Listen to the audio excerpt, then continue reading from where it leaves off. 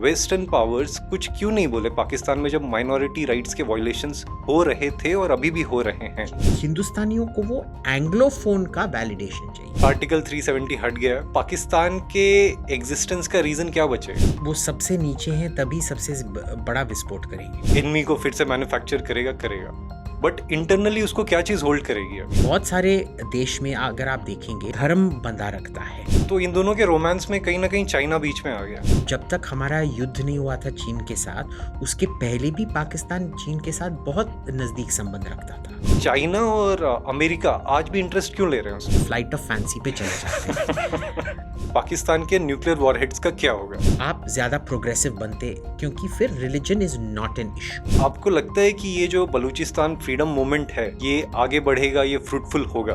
पता चल गया कि अब सोवियत संघ टूटने वाला है, तब सब नेशनलिज्म उभर गया है। और सर कहीं ना कहीं इस पे आपको लगती है नेहरू लियाकत पैक्ट जो हुआ था उसमें कहीं ना कहीं हम पीछे रह गए या वो सही से इम्प्लीमेंट नहीं हुआ, ये चीज आपको लगती है? 50-50 बताता हूँ क्यों। Imran Khan is he dead या फिर वापस से इनकी रिटर्न होगी पाकिस्तान पॉलिटिक्स में? जब राजा मर जाता है उसके रानी को हम एक्सेप्ट कर लें। Maryam Nawaz, she has the intellect of Cleopatra to understand that she can rule over this country someday. He is almost certainly a future prime minister again. Modi being Modi, कुछ चीजें उनसे छूटती नहीं है जो चीज वो करते हैं। तो क्या आपको लगता है मोदी फिर से पाकिस्तान विजिट करेंगे? नमस्कार साथियों, आप देख रहे हैं स्टडी IQ और आज मेरे साथ एक बार फिर अभिजीत अय्यर मित्रा सर हैं। अभिजीत सर आपका बहुत बहुत स्वागत है। Thank you. Abhijeet sir thank you for coming. तो अभिजीत सर एक पाकिस्तान वाले टॉपिक पे आज हम लोग बात करेंगे।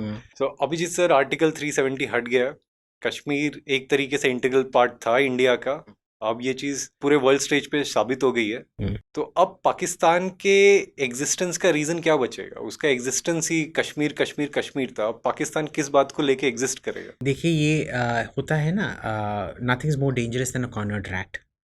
तो जब आप वो सबसे नीचे हैं तभी सबसे बड़ा विस्फोट करेंगे।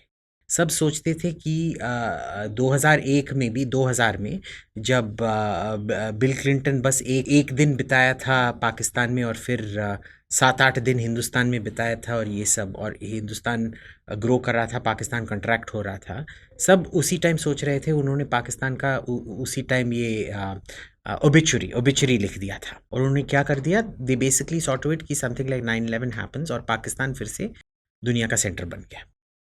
इस बार भी जब देखिए जब सबसे खतरनाक होते हैं तभी जब सबसे नीचे होते हैं तभी खतरनाक होते हैं। कश्मीर में इंसर्जेंसी खत्म है तो टेररिज्म होगा, एक तो टेररिज्म होते रहेगा और पीर पंजाल में अभी थोड़ा सा इंसर्जेंसी भी बचा है, but generally insurgency Kashmir valley में तो ख़त्म हो गया है, नंबर 1।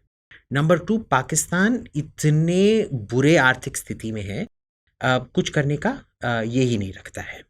पर इसी वजह से मैं मानता हूँ कि अभी टाइम है पाकिस्तान कुछ बड़ा करके दिखाने के लिए, ताकि फिर से कोई युद्ध ना छेड़ने के लिए, ताकि पूरा दुनिया आके फिर बोलेगा कि नहीं भाई शांति करो, भाईचारा करो, ये सब करो। सर ये तो एक्सटर्नल मोटिवेशन हो गया इंडिया के लिए, मतलब इंडिया के अगेंस्ट आप कह रहे हो कि कॉर्नर्ड हो चुका है, वो एक एनिमी को फिर से मैन्युफैक्चर करेगा, बट इंटरनली उसको क्या चीज होल्ड करेगी अभी? इंटरनली देखिए, हम समझते हैं कि Islam is not enough to hold a country, sometimes it is. देखिए बहुत सारे देश में अगर आप देखेंगे लैंग्वेज देश को बंधा रखता है, धर्म बंधा रखता है, एथनिसिटी बंधा रखता है। तो ये देखिए हम मानते हैं कि ये 4 अलग अलग एथनिसिटी हैं, पर जो उधर पंजाबाइजेशन का प्रोसेस जो हुआ है, पश्तून जो कल्चरली पंजाबी बन गए हैं, सिंधी जो कल्चरली सिंध का जो सिंधी नेचर है वो तो ख़त्म ही हो गया है, जो बालोचिस्तान का जो बालोच नेचर है वो इधर उधर थोड़ा थोड़ा बहुत बचा है, अदरवाइज पूरा उसका पंजाबिफिकेशन हो गया है। तो एक किस्म से कल्चरल होमोजेनिटी भी आ गई है, रिलीजियस होमोजेनिटी तो है ही मोर और लेस उधर। तो उस देश को तोड़ना ना इतना आसान नहीं है। तो सर इसमें 3 फैक्टर्स थे, एक रिलीजन का नाम आपने लिया, इसके अलावा 2 फैक्टर्स और थे, आर्मी और अमेरिका। तो इन दोनों के रोमांस में कहीं ना कहीं चाइना बीच में आ गया जी। तो आपको क्या लगता है ये इक्वेशन अब किस तरफ जा रही है? नहीं, चाइना बीच में नहीं आया। चाइना को पाकिस्तान ने डेलिबरेटली बीच में, आप पहले से ही देख लो, जब तक हमारा युद्ध नहीं हुआ था चीन के साथ, उसके पहले भी पाकिस्तान चीन के साथ बहुत नज़दीक संबंध रखता था, ठीक है ना। और वो चीन और अमेरिका को बैलेंस करना चाहता था हमेशा, जैसे हम अमेरिका और सोवियत संघ को बैलेंस करना चाहते थे, वो चीन और अमेरिका को बैलेंस करना चाहते थे अपने लिए। अगर सोवियत संघ भी उनको मान जाता, सोवियत संघ ने तो बहुत पहले ही पाकिस्तान को सॉर्ट ऑफ डिसइन्वेस्ट कर दिया, वो उसको रखते थे। और जो आर्मी है बॉस, वो कहीं नहीं जा रहा है। आर्मी का जो कंट्रोल है ना उधर, आर्मी एक किस्म से पाकिस्तान का जैसे हमारा रिजर्व बैंक है। आप खुद अपने रिजर्व बैंक को तो गोली नहीं मारोगे ना, आर्मी एक किस्म से पाकिस्तान का रिजर्व बैंक है। और वो देखिए, मैं मानता हूँ वो कोई भी हद तक जा सकते हैं उनका जो कैप्टिव देश है उसको कैप्टिव रखने के लिए। देखिए, ये एक मॉडर्न माइंडसेट वाली आर्मी नहीं है। पाकिस्तान आज भी बहुत फ्यूडल है। उन दिनों में ज़मींदार के खिलाफ अगर आपने कुछ बोल दिया था, रात को ज़मींदार के लोग आके आपके पूरा घर खानदान जला डालते थे। पाकिस्तान भी more than capable doing that. Bangladesh में तो करके ही दिखाया था ना। और बांग्लादेश फिर बचा क्यों था? क्योंकि हमने फिर मुक्ति बाहिनी को ट्रेन किया और उनको उनको सपोर्ट भी दिया। पाकिस्तान में कौन करेगा? अगर हम जाएंगे भी, do you want a endless? आपने देखा था अमेरिका का इराक में क्या हुआ था, अमेरिका का अफगानिस्तान में क्या हुआ था। अब वही सिचुएशन करना चाहते भाई यार। हम तो श्रीलंका को भी कर नहीं पाए थे ना ठीक से, पाकिस्तान को कौन करेगा? सर इसी में बात आती है, आपने पाकिस्तान के बारे में ऑलमोस्ट जितनी मतलब एक नेगेटिव सेंस में चीज हो सकती है बोली। अब इसमें अमेरिका का भी इंटरेस्ट है, चाइना का भी इंटरेस्ट है। तो पाकिस्तान ऐसा कंट्री एक तरीके से तो एनपीए है, तो इसमें लोग इन्वेस्ट क्यों करना चाह रहे हैं? जैसे आपने बोला रशिया डिसइन्वेस्ट कर ले गया, क्योंकि लेकिन चाइना और अमेरिका आज भी इंटरेस्ट क्यों ले रहे हैं उसमें? क्योंकि एनपीए जब बिकता है उसके भी बायर्स होते हैं ना। जब एनपीए को लिक्विडेट करके उसके एसेट्स भी बिके जाते हैं, या एक पूरे बॉडी की तरह एक एयर इंडिया एनपीए था, पर एयर इंडिया को बहुत सक्सेसफुली बेचा गया है ना। काफ़ी बड़ा डील भी मिला उनको एयर इंडिया के लिए। तो वही एयर इंडिया की तरह ही ये बिकेगा। तो सर जब इसका इंसॉल्वेंसी और बैंकरप्सी वाला प्रोसेस स्टार्ट होगा तो खरीदार कौन होगा? चाइना खरीदेगा या अमेरिका खरीदेगा या कोई तीसरा नेशन है जो आपको दिखता है आएगा? तो ये दो चीज़ें हैं। एक तो है कि नॉन परफॉर्मिंग एसेट को खरीदने वाले कौन होते हैं, नंबर वन। दूसरा, क्या इंटरेस्ट है उसको नॉन परफॉर्मिंग एसेट को फुल्ली बैंकरप्ट जाने से रोकना, और वो है उसके न्यूक्लियर वेपन्स। कोई भी नहीं जानता है कि अगर वो बैंकरप्ट हो गया और सोशल कोलैप्स हो गया, उसके परमाणु हथियारों का क्या होगा। और पाकिस्तानियों ने भी बहुत सोच समझ के अफवाह फैला रखा है कि देखिए, अगर हमको अफलोट नहीं रखा गया, पता नहीं न्यूक्लियर वेपन्स का क्या हो। शायद एक सूटकेस बॉम्ब कल न्यूयॉर्क में मिले, शायद सैन फ्रांसिस्को में मिले, शायद दिल्ली में मिले। तो सर अगला क्वेश्चन एक्चुअली यही था कि पाकिस्तान के न्यूक्लियर वॉरहेड्स का क्या होगा। तो आपने बोला किसी को नहीं पता है, बट यूएसए इतना नाइव तो नहीं हो सकता है कि उसको नहीं पता हो कि पाकिस्तान के न्यूक्लियर वॉरहेड्स कहाँ पे हैं, किसके पास हैं, किसके कंट्रोल में हैं। चाइना के ऊपर भी जो चीज़ न्यूयॉर्क जा सकती है वो चीज़ चाइना भी तो पहुंच सकती है। आपको याद होगा तकरीबन 10 साल पहले एक अमेरिकन प्लान बी पब्लिसाइज हुआ था, जो scissor of all Pakistani nuclear fissile material और न्यूक्लियर वॉरहेड्स का था। पर उसका कुछ हो नहीं सका क्योंकि मैं बहुत सारे अमेरिकन से बात किया, वो अनइम्प्लीमेंटेबल प्लान था। वो बस ये प्रोविजनल प्लानिंग करते हैं ना कि भाई उसका प्लान बना लो, फिर देखेंगे कि कितना फीजिबल है या फीजिबल नहीं है, वैसा ही प्लान था। अमेरिका भी उसका कुछ नहीं कर सकता है। और बहुत सारे ऐसे न्यूक्लियर वेपन्स हैं जो बांटे भी जा सकते हैं, ठीक है। Question is, do you really want to take that risk with a nuclear weapon? वो रिस्क की बात होती है, प्रैक्टिकलिटी की बात नहीं होती है। कि अगर भाई उनको बस ठीक है, हर साल हम 5 बिलियन नहीं देंगे, 1 बिलियन में तुम्हारा काम चल जाएगा, ठीक है करो। सर इसी से दूसरा क्वेश्चन है, एक साइड जो है Mohammed bin Salman, he is taking progressive steps अपनी कंट्री के लिए, और दूसरी साइड एक इस्लामिक ब्रदरहुड को एंटायरिटी में देख लेता है। तो पाकिस्तान के साथ ना तो इस्लामिक ब्रदरहुड आ पा रहा है, ना ही एमबीएस आ पा रहा है, तो पाकिस्तान जाएगा कहाँ पे, रहेगा कैसे? ये उनका एग्जिस्टेंशियल क्राइसिस है। पहले तो वो बोलते थे कि हम इंडियन मुस्लिम्स हैं, तो पार्टीशन, ये मुस्लिम इंडिया इज़ पाकिस्तान, ठीक है। फिर क्योंकि वो कुछ चल नहीं रहा था, फिर उन्होंने सोचा कि भाई शाह ऑफ ईरान बहुत अच्छा कर रहा है, हम सब पर्शियंस हैं। उन दिनों में पता है जो भी ये होते थे वो सब फ़ारसी सीखते थे दिखाने के लिए कि, और वो भी फ़ारसी का एक्सेंट भी सीखते थे। पता है हिंदुस्तान में जो फ़ारसी होता है उसे खूजे को बस सीधा खूजे बोलते हैं, पर जो फ़ारसी में बोला जाता है खूजे, जो आ का ए का जो ये होता है एक्चुअल फ़ारसी में, वो उस पूरे एक्सेंट के साथ सीखते थे।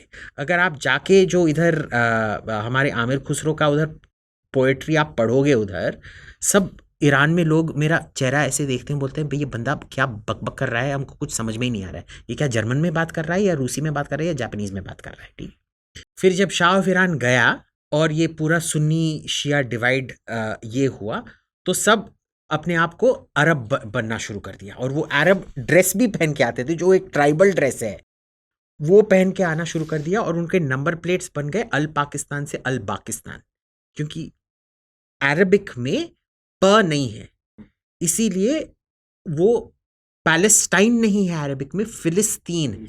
ठीक है, तो इधर ये पाकिस्तान नहीं हुआ, ये अल पाकिस्तान हो गया।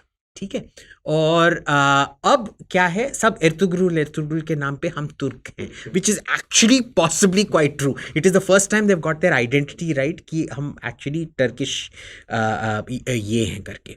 तो इनका जो आइडेंटिटी का जो क्राइसिस है ये बहुत पुराना है। तो आइडेंटिटी क्राइसिस से आप क्या करोगे? See, there's nothing much you can do.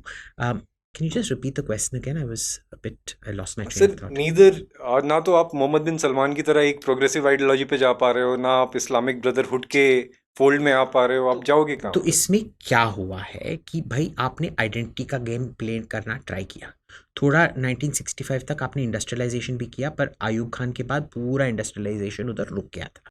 ठीक है, तो उसके बाद इंडस्ट्रियलाइजेशन भी नहीं हुआ। अब आप प्रोग्रेसिव कैसे बनोगे?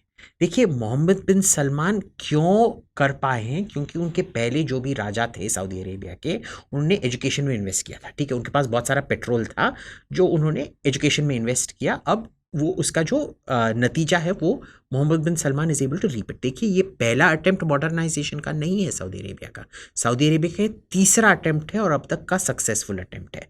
पहले क्या हुआ था कि जो पहले जो जिसके नाम पे सऊद बना है, ये थर्ड सऊदी स्टेट है, जो अल सऊद थे ओरिजिनल, उन्होंने थोड़ा मॉडर्नाइजेशन करने का ये किया, यानी कि मॉडर्नाइज नहीं कह सकते, थोड़ा वो एक्सपेंशन रोकने की कोशिश की, और उनके खिलाफ ही उनके ट्राइबल वॉरियर्स जो थे, जो इख्वान थे, उन्होंने रेबेल किया था और उन सबको मार डाला गया था। दूसरी बार राजा फैसल ने ट्राई किया था और राजा फैसल को भी मार डाला, उसके खुद के रिश्तेदार ने आके उसको मार दिया, क्योंकि ये गर्ल्स स्कूल सब हराम है, टीवी हराम है, ये सब करके मार दिया गया। This third time successful हुआ है, so it's not the first time somebody has tried it, it's the first time somebody has succeeded trying it in Saudi Arabia. ठीक है, यूएई में फिर से एजुकेशन पे बहुत इन्वेस्टमेंट हुआ है, पर यूएई में भी देख लीजिए, जो दो तीन स्टेट्स अच्छे कर रहे हैं, दुबई और अबू धाबी, वहीं शारजा पीछे जा रहा है। आजकल सब मैच दुबई में होता है, शारजा में कितने ज़माने से नहीं हुआ है मैच, पहले तो सब शारजा ही जाते थे ना, अब शारजा में शरिया हो गया है, ये हो गया है, वो हो गया है। आप ब्रुनाई में भी जाके देखिए, पहले कितना प्रोग्रेसिव होता था, अब रिवर्सिंग हो रहा है। तो ये प्रोग्रेसिव रिवर्सल ट्रेंड भी होता है। एक ज़माने में पाकिस्तान बहुत फैशनेबल होता था, लेडीज साड़ी पहनती थी, शॉर्ट स्लीव्स पहनती थी, ज़ियाउल हक ने साड़ी को तो बैन कर दिया, etcetera etcetera. So it is natural कि जब आप हाई पे हैं आप ज़्यादा प्रोग्रेसिव बनते, क्योंकि फिर religion is not an issue. पर जब आप लो पे चले जाते हैं, then religion is the last thing you hold on to, and so it becomes much more important to you. Sir, आपने ईरान का जिक्र किया बार बार, ईरान से एक हल्का सा मैं डाइग्रेस करूंगा, जो रशियन रिलीजन था वहाँ, क्या आप देखते हो इस रिलीजन का रिवाइवल पॉसिबल है? बिल्कुल भी पॉसिबल नहीं है। यहाँ के लोग अपने रूट्स को ट्रेस करें, कुछ ऐसा हो सकता है? देखिए, नहीं, देखिए मैं मानता हूँ ये हमारे लोग भी ना बहुत ज़्यादा फ्लाइट ऑफ फैंसी पे चले जाते हैं क्योंकि ईरान का जो कल्चरल आइडेंटिटी है वो उनके रिलीजियस आइडेंटिटी से बहुत अलग है। ठीक है, तो जहाँ आप देखते हैं वो जो फरवहार का जो साइन है, वो जो चील का जो पंख है, और उसमें ज़ोरोएस्टर का ऐसे ये होना बीच का ये वो आप मुसलमान घरों में भी देखेंगे, उधर कट्टरपंथी मुसलमान घरों में भी आप वो देखेंगे, क्योंकि वो एक ईरानियन नेशनल प्राइड का सिंबल है। तो उनका जो ऑफिशियल लाइन है कि we accepted the civilizing influence of Islam without accepting Arab barbarism, यानी कि अरब लोग बर्बर थे, पर जो इस्लाम था ये बहुत ही सिविलाइजेशनल था, और हमने जो अच्छा था ले लिया, जो खराब था हमने फेंक दिया। तो इनका एक ये भी है। और हम मानते हैं क्योंकि हम इधर उधर वो फॉरवाहार देखते हैं, या कोई यूट्यूबर आके बोलता है नहीं मैं मुसलमान नहीं हूँ, मैं ज़ोरोएस्ट्रियन हूँ, अरे ज़ोरोएस्ट्रियनिज़म कल ये बनने वाला है।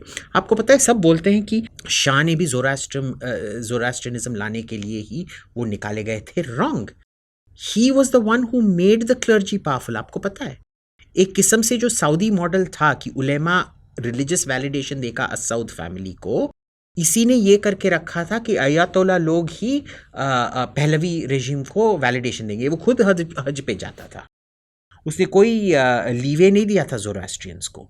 सो जोरास्ट्रियम आने का अभी आप मेरे से लिखित गारंटी ले लो, जीरो चांस है। यूजुअली उसका ऑपोजिट होता है, मेरे प्रेडिक्शंस काफ़ी गलत हो जाते हैं बट स्टिल। सर इसी से दूसरा सवाल इस पे है कि हमने आइडेंटिटी क्राइसिस की बात करी पाकिस्तान में, लेकिन कुछ आइडेंटिटीज़ हैं जो हमेशा रिजिड रही हैं। बलूचिस्तान का केस ले लेते हैं, तो वहाँ पे आजकल मेहरांग बलूच वाला केस जो है काफ़ी ज़्यादा चल रहा है। सो क्या आपको लगता है कि ये जो बलूचिस्तान फ्रीडम मूवमेंट है ये आगे बढ़ेगा, ये फ्रूटफुल होगा?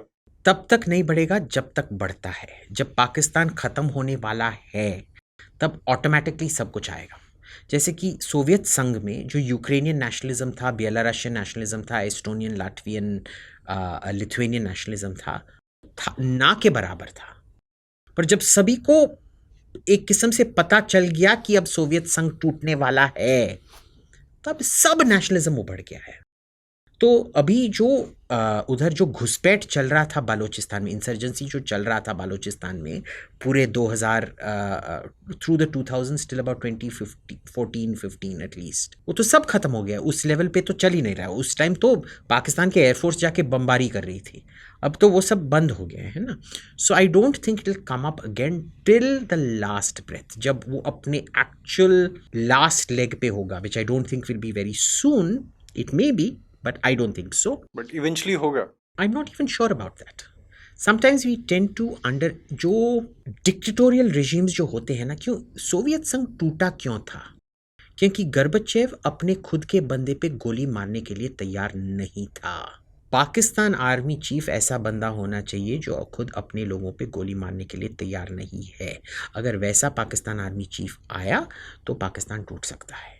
पर जो बंदा बोलेगा सबको जला डालो, कुछ नहीं होगा। तो सर यहीं पे एक और डाइग्रेशन में एक क्वेश्चन ले लेते हैं। आपने डिक्टेटर्स की बात करी, तो जैसे सद्दाम हुसैन का केस ले लेते हैं, जब तक वो उस रीजन में था, या गद्दाफी का नाम ले लेते हैं, तो क्या आपको लगता है कि ये कुछ ऐसे डिक्टेटर्स हैं जिनको may be world negative sense में देखे, बट जिस टाइप के ये रीजंस हैं वहाँ पे ऐसे डिक्टेटर्स ही काम कर सकते हैं? एब्सोल्युटली। ये मैं एब्सोल्युटली मानता हूँ कि इराक जैसे, लोगों को अंदाज़ा नहीं है कितना ट्राइबल होता है सुन्नी इराक। शिया इराक काफ़ी डिनोमिनेशनल होता है कि मैं किस अयातोला को मानता हूँ, किस अयातोला का नाम मानता हूँ, और अयातोला एक दूसरे का कत्ल भी करते हैं, पता है उधर सदर्न शिया इराक में। नॉर्थ में पूरा का पूरा ट्राइबल है।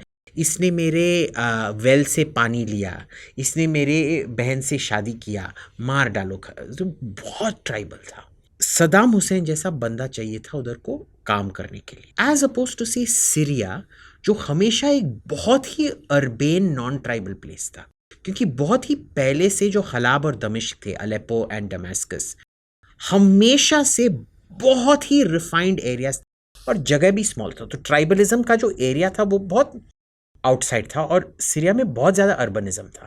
इराक में अगर देखेंगे, बसरा और बगदाद के बाहर बड़े बड़े शहर होते नहीं थे। तिक्रित और किरकुक और ये जब जो हैं अब बड़े बने, पहले सब छोटे छोटे ये 5,000 लोग, 10,000 लोग ऐसे वाले जगह होते थे।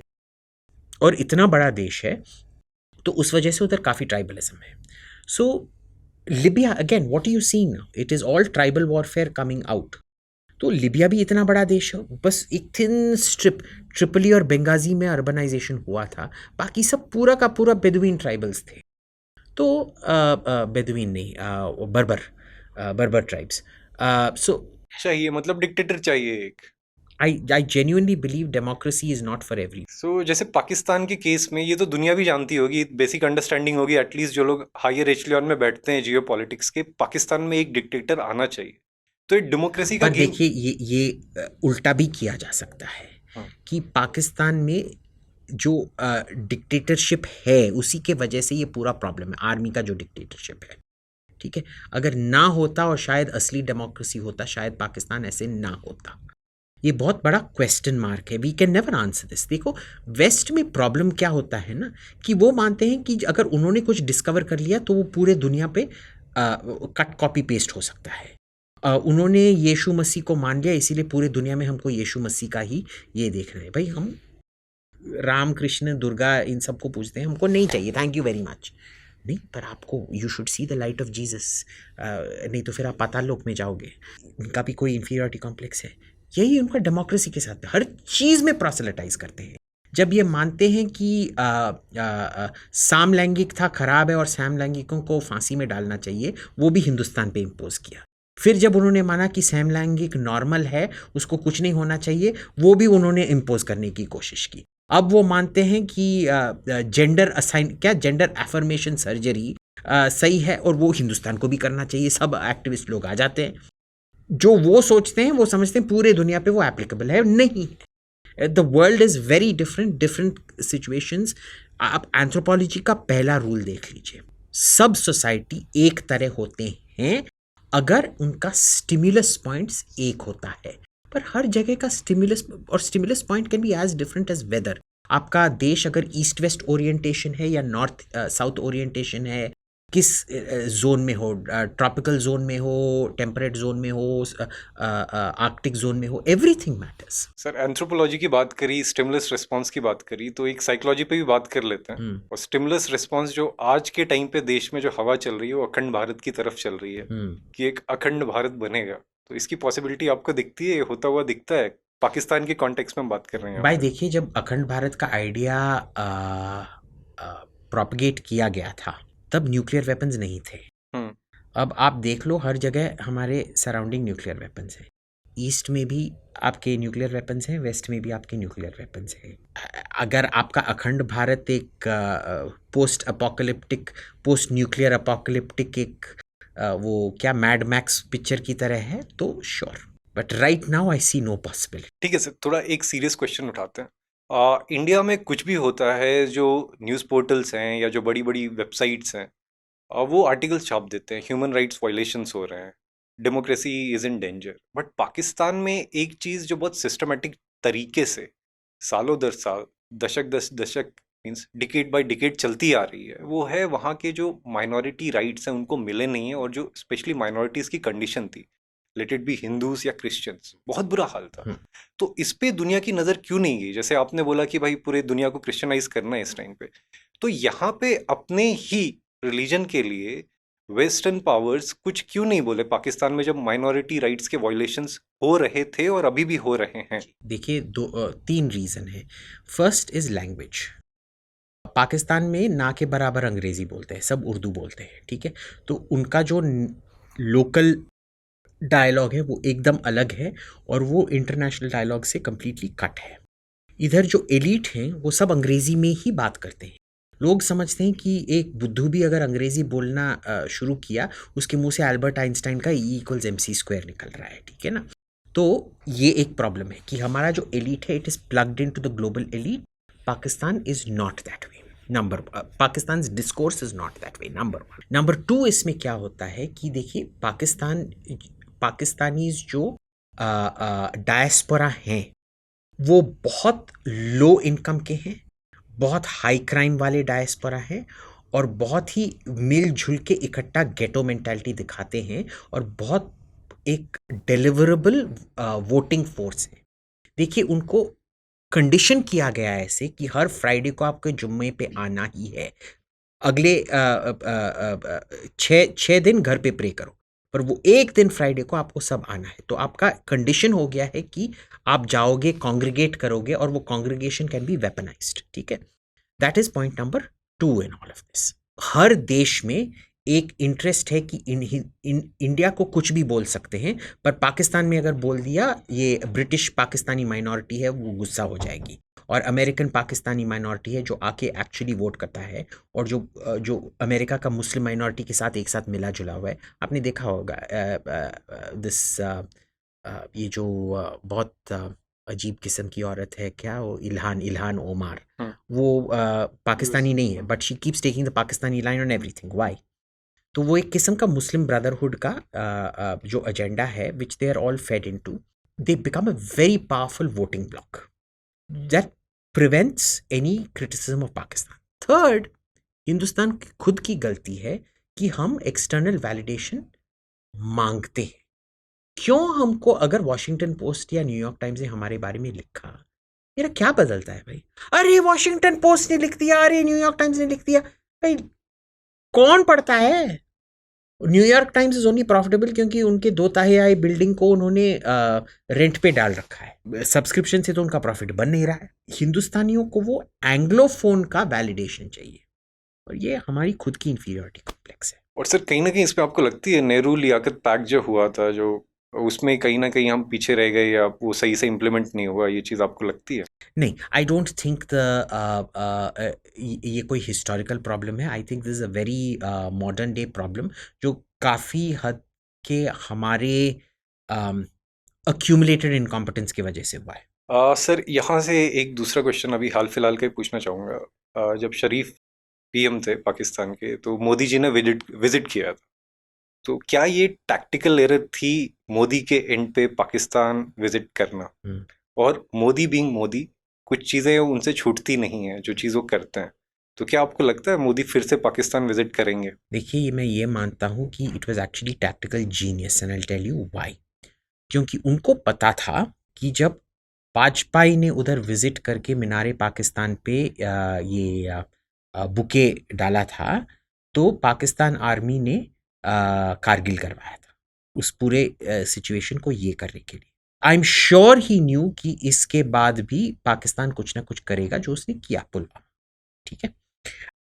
एंड उसके पहले जो सर्जिकल स्ट्राइक, वो सब प्रोसेस शुरू हुआ ना, तो उनको देखिए, जब किसी चीज का उल्टा करना चाहते हैं, आपको पहले उसका हम्म, किसी चीज का ढोंग करना है, हाँ, ठीक है। तो उन्होंने वही किया कि भाई तू मेरा भाई है, मैं तुम्हारे घर के शादी में आऊंगा और मैं तुम्हारे को अपने स्वेरिंग इन के लिए इनवाइट करूंगा। सब सार्क लीडर्स को बुलाया गया था ना पहले 2014 के स्वेरिंग इन पे, और उधर भी उनका ये था कि भाई अगर ये अच्छा हुआ तो अच्छा हुआ, ना हुआ तो दैट इज इट। एंड नहीं हुआ एज एक्सपेक्टेड। पाकिस्तान आर्मी ने जो खेला खेला, and then he just cut off all ties. उसके बाद से आप देखोगे कि किसी भी ये एनजीओ वाले जो इस पे पैसा बना रहे थे, ये ट्रैक शैक टू चला के, कुछ नहीं हुआ है। They have not been able to influence the government. We refuse to sit down and talk to them. बहुत अच्छा किया। I think it was absolute tactical and strategic genius. और इसको नवाज शरीफ नहीं समझ पाए, या समझे वो ट्रैप में चले गए ये तो, या फिर उनको पुश कर दिया टू बी द फॉल गाय? देखिए, ये ट्रैप तो था नहीं, क्योंकि इसमें मैं मानता हूं बेस्ट ऑफ इंटेंशंस के साथ गए और रिडंडेंसी प्लान बना के रखा था, ठीक है। जैसे कि अगर आप शेर के केज में कूदते हो, बेस्ट केस सिनेरियो, ये शेर थोड़ा जू में लोगों को देख देख के ये हो गया है, तुम जाके उसको थोड़ा खुजली करोगे और वापस निकलाओगे। नहीं तो फिर तुम्हारा रिडंडेंसी प्लान है कि भाई मैं जंप मार के केज से बाहर आ जाऊंगा, ठीक है। ये उसी की तरह था। मैं कोशिश करूंगा, अगर इस बंदे ने रेसिप्रोकेट किया, एक्सेलेंट। अगर बंदे ने रेसिप्रोकेट नहीं किया, no problem, this is also option, redundancy option. यही था, मैलाफाइडी इंटेंट नहीं था, ट्रैप नहीं था। सर इसी पे इमरान खान पे एक लाइन चाहिए आपसे कि इमरान खान करियर खत्म है as a politician, is he dead, या फिर वापस से इनकी रिटर्न होगी पाकिस्तान पॉलिटिक्स में? 50-50 बताता हूँ क्यों। इमरान खान ने जो मिलिट्री फैमिलीज के अंदर, पहले मिलिट्री फैमिलीज कभी बटते नहीं थे बेनजीर भुट्टो पे या नवाज शरीफ पे, पर पहली बार मिलिट्री फैमिलीज के अंदर जो डाउट आया है इमरान खान के बारे में, जो फैमिलीज बटे हैं इसके मुद्दे पे, that is a huge danger to the Pakistan army. पर दूसरी बात है, पाकिस्तान आर्मी में भी कोई परमानेंट एनिमी नहीं है। जिस नवाज शरीफ को सब जेल में बंद रख के ये सब किया था, उन्हीं को वापस, वेल उनको तो नहीं, पर शहबाज शरीफ को तो फिर से प्राइम मिनिस्टर बना दिया। बेनज़ीर भुट्टो के पापा को फांसी दिलवाया था, बेनज़ीर भुट्टो को भी मरवा दिया, उसको आज उसके पति को राष्ट्रपति बना दिया। उसके बेटे को वो शायद फॉरेन मिनिस्टर या ऐसे कुछ, बट पता नहीं क्या बनेगा, पर कुछ तो बनेगा। फॉरेन मिनिस्टर तो था ही वो पहले। 50-50 इफ अगर इमरान खान डटा रहा, I don't think he come back. But if Imran jail में रह के कॉम्प्रोमाइज करना चाहता है, आई थिंक उसका रिहेबिलिटेशन इमीडिएटली नहीं, 10-15 साल में हो जाएगा। तो इमरान खान की हालत ऐसी है, उसकी हेल्थ ऐसी, आपने रिहेबिलिटेशन वर्ड यूज किया है, उससे कोरिलेट करके मैं पूछ रहा हूँ। आपने पिकअप कर लिया ना उसको। हाँ। So, क्या इमरान उस सिचुएशन में है कि कमबैक कर सकता है, या वो परमानेंट रिहेबिलिटेशन होगा हमेशा के लिए? नहीं, आई don't think he is in a position. उसको इम द डिम एक रीज़न के वजह से बोला जाता था ना, वो जल्दी सीखता नहीं है, नंबर 1। और दूसरा जो सब्सटेंस अब्यूज़ का जो प्रॉब्लम है वो और सिचुएशन को कंपाउंड करता है। और तीसरा जो एक गॉड कॉम्प्लेक्स, उसका जो डिल्यूजन है, वो ट्रिपल कॉम्प्लिकेशन कर देता है। ठीक है सर, यहीं पे सर एक नाम का जिक्र हुआ, बेनज़ीर भुट्टो का, और हमने हाल फिलहाल में ही विमेन डे मनाया था। तो इससे एक क्वेश्चन, एक सेकेंड लास्ट क्वेश्चन है मेरा आपसे, कि जो हमारा सब कॉन्टिनेंट है, चाहे बांग्लादेश हो जाए, चाहे पाकिस्तान हो जाए, चाहे इंडिया हो जाए, पैट्रियार्कल सोसाइटी का लेबल लगता है। तो इतनी आसानी से इन देशों में जो जनता है विमेन फिगर को कैसे एक्सेप्ट कर लेती? जब राजा मर जाता है उसके रानी को, हाँ हम एक्सेप्ट कर लेंगे। देखिए, तो ये फेमिनिज्म नहीं है, ये फ्यूडलिज्म है। फ्यूडलिज्म कई बार फेमिनिज्म को भी हरा सकता है। जैसे इजिप्ट में देख लीजिए, औरत तो राजा बन ही नहीं सकता था, पर उन्होंने हाटशेप्सुट को 20-30 साल के लिए उनका रानी एक्सेप्ट कर लिया। उन्होंने क्लियोपैट्रा को भी अपना रानी एक्सेप्ट कर लिया। कहते हैं कि उनके जो दूसरे या तीसरे डिनेस्टी में है, वो एक्चुअली हाटशेप्सुट पहली रानी नहीं थी इजिप्ट की। एक्चुअली दूसरे या तीसरे डिनेस्टी में भी शायद एक फीमेल रूलर भी थी। तो पेट्रियार्कल सोसाइटीज अगर फ्यूडल होते हैं, बहुत आसानी से एक औरत को एक्सेप्ट करते हैं जो उस खानदान से आती है। हिंदुस्तान में रजिया सुल्तान को एक्सेप्ट तो कर लिया, काफ़ी रिबेलियन हुए, बट आप देखिए रजिया सुल्ताना का जो रूल था वो कई सारे मर्द सुल्तान के रूल से, जो 3 साल का रूल था, कई सारे मर्द सुल्तानों के रूल से बहुत ही ज़्यादा था, क्योंकि उधर फ्रैक्ट्रिसाइड, टर्किश रूल में फ्रैक्ट्रिसाइड बहुत कॉमन था। जो जिसने जिसको मारा वो राजा बन गया, ठीक है। इजिप्ट में भी एक राजिया सुल्तान के पहले सबसे पहली मुस्लिम फीमेल रूलर जो थी वो एक तुर्क थी, जिन्होंने इजिप्ट पे रूल किया था। तो ये बहुत कॉमन है। आप हर प्रिमिटिव सोसाइटी में देखोगे कि औरत अगर एक खानदानी नाम के साथ आती है, they have no problems accepting. तो सर यहीं से अगला क्वेश्चन है, पाकिस्तान एक फ्यूडल स्टेट है आपके अकॉर्डिंग, जो आपने कहा। अब क्या Maryam Nawaz, she has the intellect of Cleopatra to understand that she can rule over this country someday, और इस चीज की क्या पॉसिबिलिटी है? 100% हाईली लाइकली। मैं तो बोल रहा हूँ कि मरियम नवाज ही, आई विल ऑलमोस्ट गारंटी कि Mariam Nawaz, God forbid nothing happens to her, because you never know how the Pakistan army thinks, पर वो she is almost certainly a future prime ministerial candidate. और sir future prime ministerial candidate, इसी से sir India Pakistan, closing lines आपसे, conclusion lines, India का और पाकिस्तान का future आप किस वे में देख रहे हो? No progress, no rapprochement till one or the other ceases to exist. मतलब जो हमारा ट्यूमर है वो एग्जिस्ट करता रहेगा, वो करता रहेगा। I don't see piece.